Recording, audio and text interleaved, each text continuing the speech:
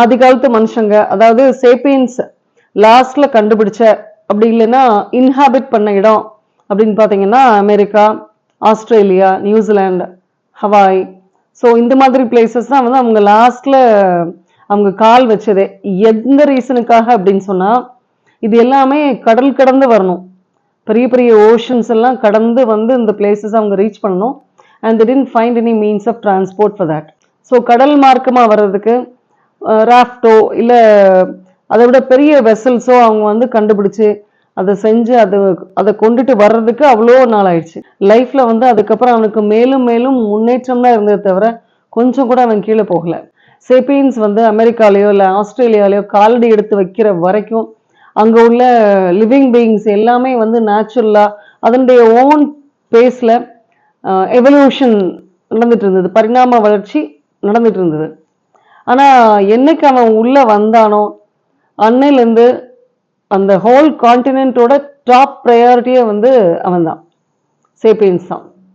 So சாப்பாட்டில் ஆரம்பிச்சு எல்லா விஷயத்துலையும் மெயின் ஃபுட் தான் இல்லையா. ஸோ அதுலேருந்து எல்லாமே வந்து அவனைத்தான் முன்னிலைப்படுத்தி பார்த்தானே தவிர மற்ற மிருகங்களோ இல்லை மற்ற லிவிங் பீயிங்ஸ் எல்லாமே வந்து அவனுக்கு பின்னாடி தள்ளப்பட்டுச்சு. ஸோ வாட் ஹேப்பன் வாஸ் இந்த மெகாஃபானான்னு சொல்கிறோம் இல்லையா, இந்த டைப்ரோட்டடான்ஸ்னு ஒரு டைப் ஆஃப் அனிமல்ஸ், ஒரு ஸ்பீஷிஸ். இந்த அனிமல்ஸ் வந்து ஆக்சுவலாக they were very less in number. ரொம்ப பெரிய அனிமல்ஸாக இருந்ததுனால நிறைய குட்டிகள் வந்து அதனால போட முடியாது. ஒரு நேரத்தில் ஒரு குட்டி தான் போடும், அதுவும் வித் லாங் இன்டர்வல்ஸ். ஸோ அந்த மாதிரி இருந்த அனிமல்ஸை இவன் போய் வேட்டையாடுறப்ப ஒரு 3 மாதத்துக்கு ஒரு டைப்ரோட்டடான் அவன் வந்து வேட்டையாடி சாப்பிட்டாலும் கூட ஆட்டோமேட்டிக்காக அந்த இனம் வந்து ஒரு குறுகிய காலத்தில் ஒரு 10 வருஷமோ இல்லை ஒரு 50 வருஷமோ எடுத்துக்கலாமே. ஸோ ஒரு குறுகிய காலத்தில் அது வந்து கம்ப்ளீட்டாக அழிஞ்சு போகக்கூடிய நிலைமை ஏற்பட்டுச்சு.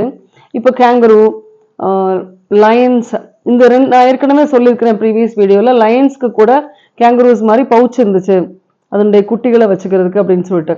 இப்போ கேங்கரூஸ்லாம் வந்து ஆரம்பத்தில் 200 கிலோஸ் இருந்துச்சான், 200 kilograms and 2 meters long. So அப்படி அவ்வளோ பெருசாக மெகா சைஸில் இருந்த அனிமல்ஸ் கூட மனுஷனை பார்த்ததுக்கப்புறம் ரொம்ப வித்ட்ரா பண்ணி அது அதனுடைய இவல்யூஷன் என்ன அப்படின்னு சொன்னால் தே பிகேம் ஸ்மால் இன் சைஸ். இன்னைக்கு இருக்கிற சைஸ்க்கு அது மாறினது எதனால அப்படின்னு சொன்னால் இந்த டைப் ஆஃப் எவல்யூஷனால தான்.